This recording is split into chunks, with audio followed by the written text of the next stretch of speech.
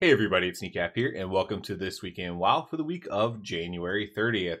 As always, we'll get started with the Mythic Plus affixes for this week. This week we happen to have Tyrannical, Entangling, and Bursting, big difference. Tyrannical, Entangling, and Bursting, not bolstering. Huge difference there. So we're back this week to kind of more of the easy weeks. Entangling, one of the easiest affixes to deal with in most cases. And bursting, of course, it's going to affect you on the very large pulls. You're going to have some deaths because of it, probably. However, it is, it's tyrannical week, so I mean things are going to die even faster. So the bursting is going to pop even faster. But it is what it is. A few deaths and then otherwise very easy affixes is something that you're going to deal with pretty easily, generally speaking. So we're back to we're through like the 4 weeks in a row of like bad affixes into now easy affixes again for the most part. So there we have it as far as that goes. This week we still do have what's going on in game this week, I should say. We still have Outland Cup. You have one more day to do that. I actually went and did Outland Cup. I didn't make a video on it. I actually really enjoyed it. It's just hard to make content on it, honestly.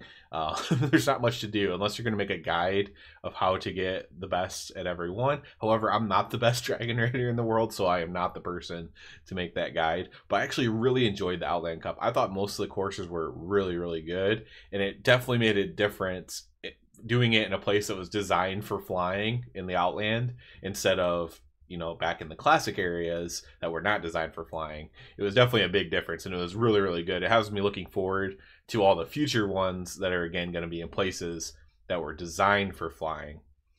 This week we also have time walking for Cataclysm, if you want to take part in that.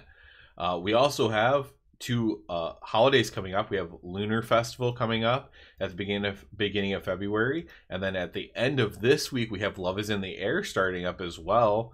So you can have 2 little holidays to do if you haven't done them, or if you're trying to get them out, or whatever you're trying to do there. And then, of course, we also have the Darkmoon Fair coming up this week as well, first week of February. And, as always, mounts, pets, achievements, cool stuff there. Eventually, renovations coming to it, as I've always wanted. And I will be very happy. And when those happen, I will cover them probably pretty extensively on this channel when those Darkmoon Fair changes do happen. At this point, maybe that'll be an expansion thing or something like that. But I am looking forward to it if and when it does happen. I know they talked about it in one of the things, whether it was BlizzCon or mentioned it on a some little show they did or something, interview or something. But they mentioned it, and I hope that it does actually happen because it definitely needs it, but it's also definitely just really good evergreen content. Other than that, we got some pretty solid progression on Mythic Tindril this week. We did get to the 3rd platform with a decent amount of people alive once or twice, and that's progression, from where we were. And hopefully this week we can learn a lot of Phase 3 or a good portion of Phase 3. Obviously that's the goal. I still do think more nerfs could be coming to both Tindril and Farak here probably pretty soon. That's the Hall of Fame, I think, might have filled up finally. If not, it's like getting close finally to filling up. So I do think some more nerfs might be coming in there, but yeah.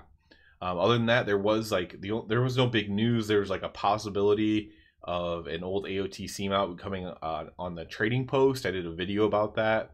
Definitely worth checking out if you care about that at all. I think I did a really good job being nuanced, honestly, not to pat myself on the back, but I think I did a really good job being nuanced on that topic and kind of trying to present both sides while myself having a side myself, trying to be understanding of every side of it. So check that out if you care about that topic at all. And yeah, other than that, just I'm hoping for more news, more good news. We also had layoffs for like the community management side of things. So obviously that's not a great thing by any means, although the community managers were already pretty hamstrung as it was. So will it be that much worse? Probably not, but that's not a very high bar or whatever. So it's not a good thing by any means, in no way, shape, or form. But yeah, that was some like bad news that happened. I think because of that, they haven't been putting out a bunch of other news right now. But hopefully we get something here shortly on future things, more tuning, etc., stuff like that. So that's it for this week as we head into February. As always, I do ask you to please subscribe to the channel. It helps me out so much. And other than that, everybody have a good one.